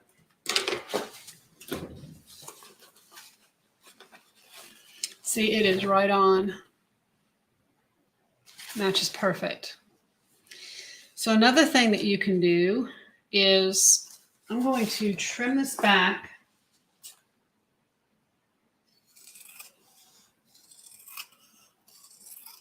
I'm going to trim off this little bulky area right here. And then I'm going to veer off. So now when I go to sew this, this will allow me to open this up without a problem. Now I sewed over my deco right there. That's not a good thing. Let me just try to kind of trim that off. It's just going to make it harder to open up that seam.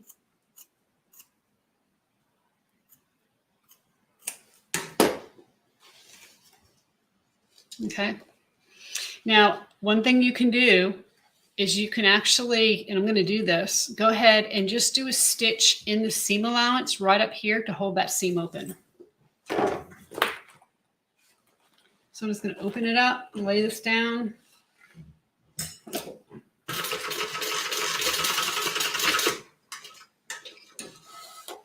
That will get folded back in the seam allowance, but now I'm not going to have to fight with that and worry about it. It's open. Okay. So let's find our centers. Of course, we already found the centers of the part of the bag. Actually, all three of them. We got them all. So let's go ahead and find the center of this.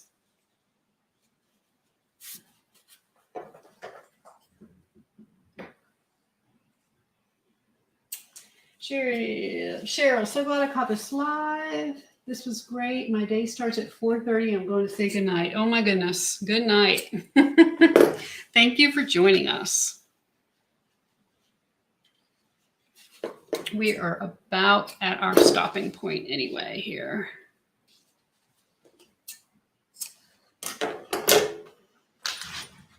Okay, so once again, don't put the long side against the seam, right? Because this is the side. So you want to make sure your pocket's on the front and back, and go ahead and clip. And let's get this bottom on.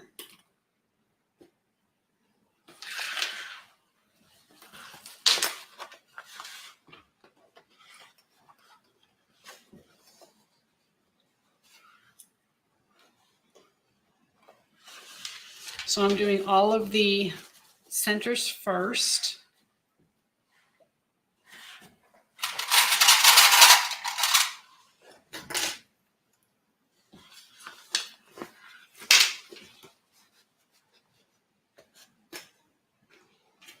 And then we're going to snip straight edge, which is the bag, right? So just tiny little snips.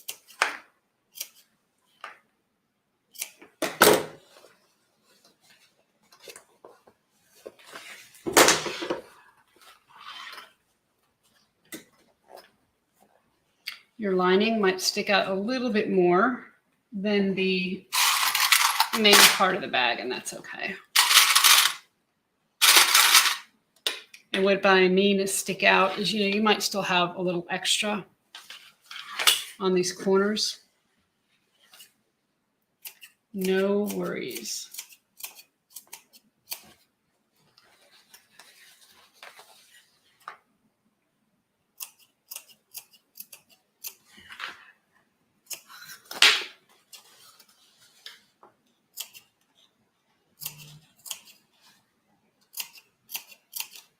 Okay. So what we're going to do is get this on, and then we will fold our tops down, stick the lining inside the bag, and then we're going to stop there. And I will finish up. I'll show some detail on how to put the grommets and the concho on in another video, and I'll post that in the next day or two.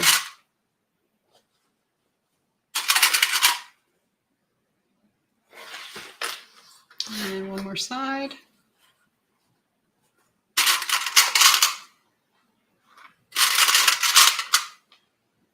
Okay.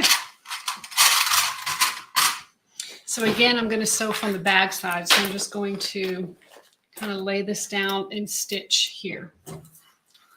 And I'm going to replace my bobbin because I am sure it's going to run out in all this.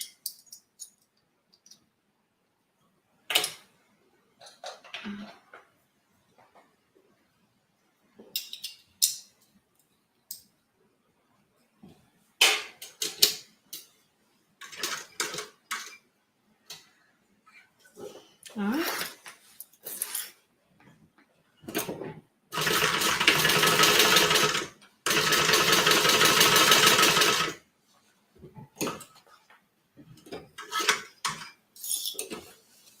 So just kind of maneuver to work out the pleats or the little tucks you might get.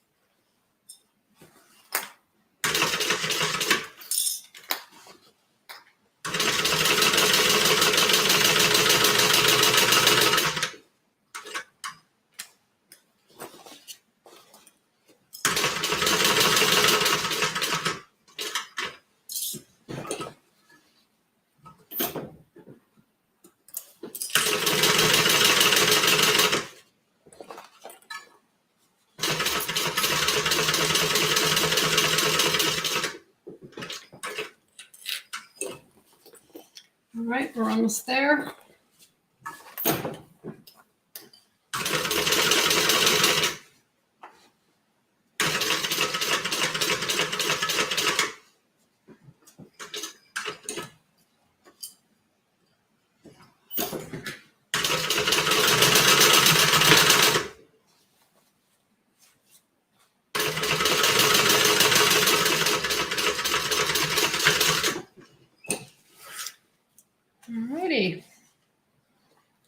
ahead and clip our seam allowance back.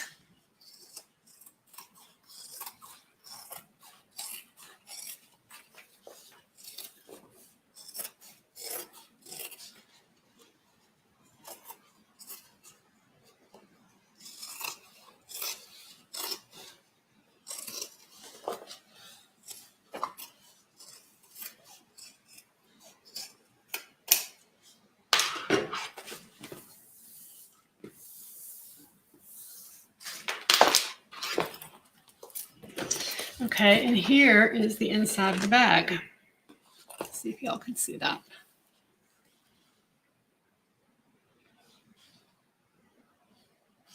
Cute, cute, cute, cute. All right, so from here, I'm going to take my 1/2-inch double-sided tape. Now, if your machine does not like tape, use 1/4 inch here, because if you put it right on the edge and then you fold it over and you sew an 1/8 of an inch seam allowance, it should stay out of your seam allowance. Just going to put this right on top, on the edge.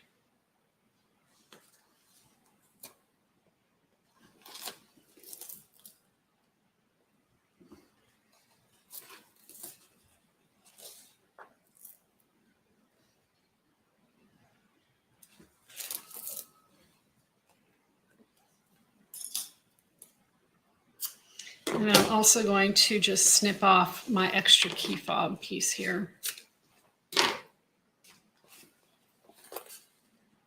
right, we're going to peel this back, fold it over.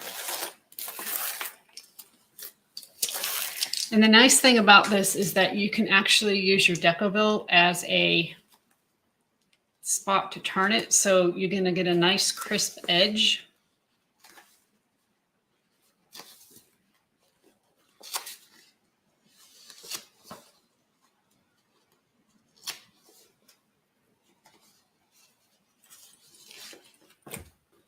See, look at how nice that looks.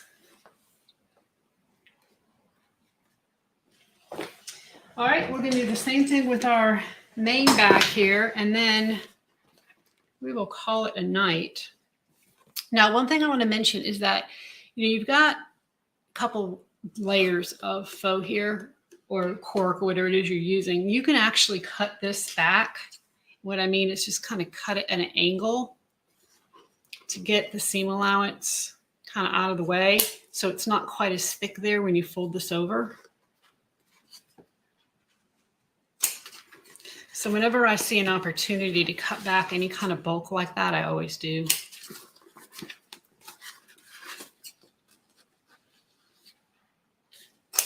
Okay. I'm going to put some tape on here. I'm going to make sure this all fits together good.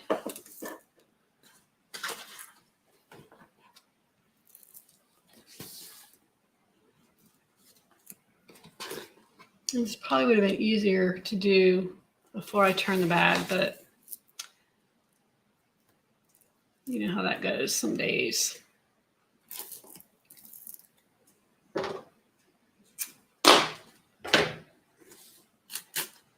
Some days you just think ahead a little better than others. All right.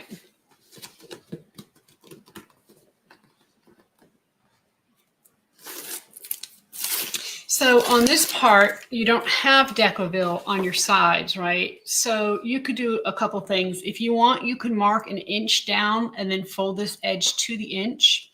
What I like to do is to just go ahead and fold the front and the back, because I have the Decoville there. And then I'm just going to kind of hold these sides, and it's going to tell me where to. It's going to like naturally fold over, right?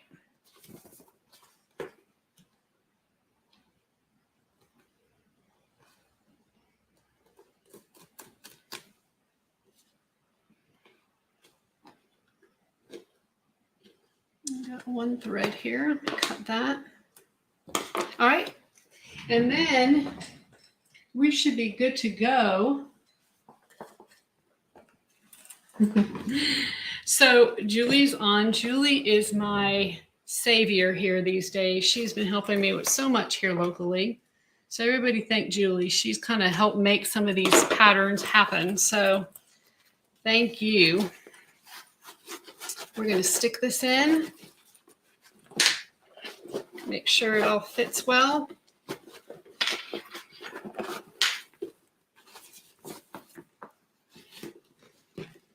And if it doesn't, okay, if for some reason one of these is a little bigger than the other, don't worry. Just go ahead and usually I make the adjustment on the lining. Just kind of take this apart and take a little bit more or let it out just a little bit.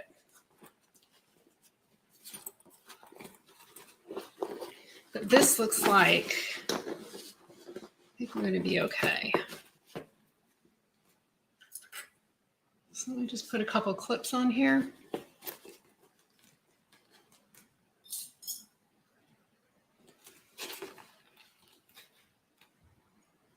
And this is an example of a drop-in lining. So basically, instead of sewing it right sides together and then birthing the bag, we are just dropping the lining inside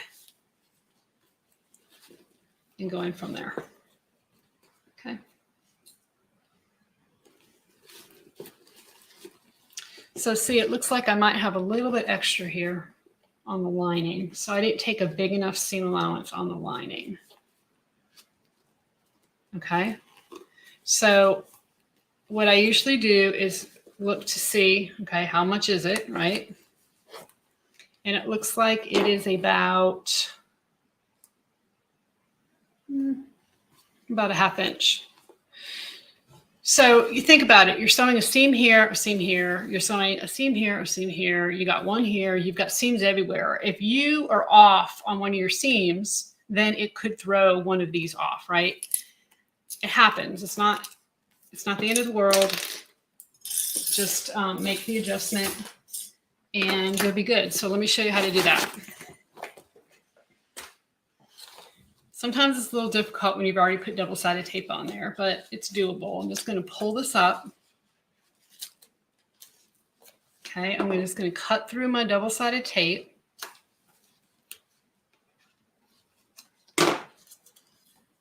So now I can see my seam.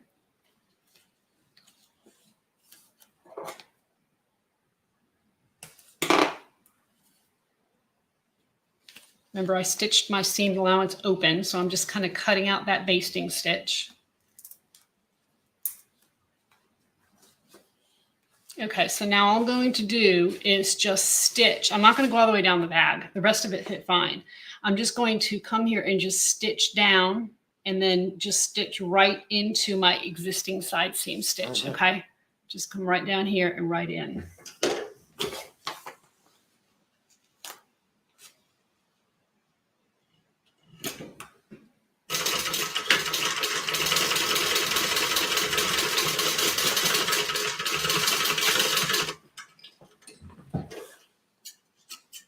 So I'm going to cut back my seam allowance. If you want to double check to make sure you stitched okay before you do that, by all means, no problem. Now, obviously, I had to sew on top of my Decoville when I did that. So I'm just going to kind of peel back my Decoville and trim it off.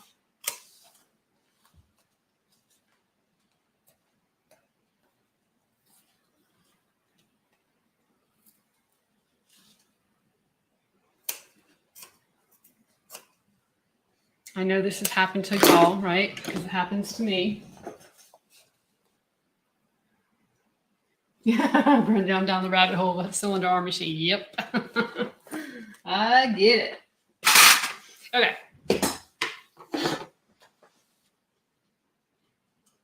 Thank you, Sherlock Sews. Cute bag. This is a bag from my mom. She's a Boston Terrier, and she chose this cork when we went to Houston. Okay, so let's try this again. Go ahead and clip.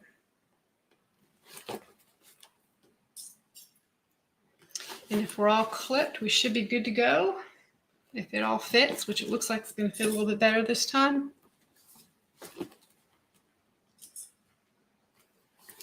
Look at that. Yay. That's always a sigh of relief. Perfect. Okay. So I'm going to lift you up and